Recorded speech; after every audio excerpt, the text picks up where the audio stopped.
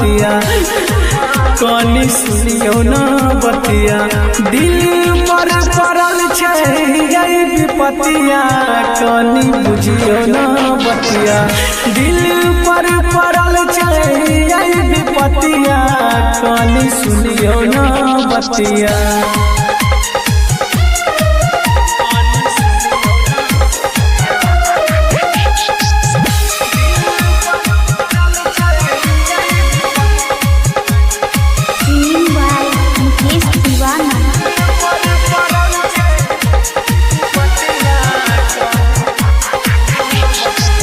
कोनो मनोरथ हमर भेलै नै पूरा प्यार के कहानी हमर रहलै अधूरा भेलै नै पूरा कोनो मनोरथ हमर भेलै नै पूरा प्यार के कहानी हमर रहलै अधूरा भेलै नै पूरा।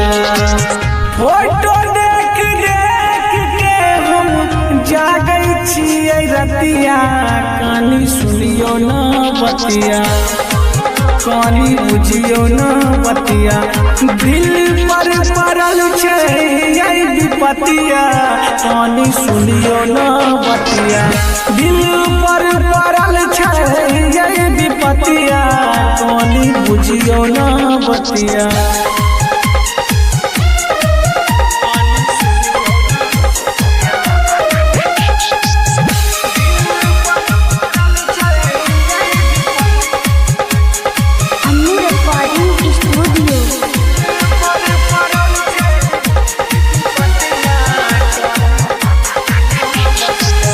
हम नहीं जनलियै लव के बीमारी इहे सबके कारण पड़लै हमरा पे भारी लव के बीमारी।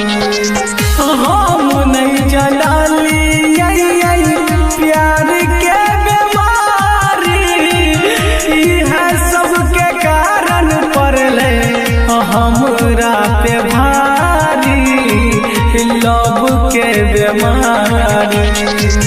मुकेश दीवाना के भरी गेलै लोर अखिया कनी सुनियो ना बतिया कनी बुझियो ना बतिया दिल पर पड़ल छै विपतिया कनी सुनियो ना बतिया दिल पर पड़ल छै विपतिया कनी बुझियो ना बतिया।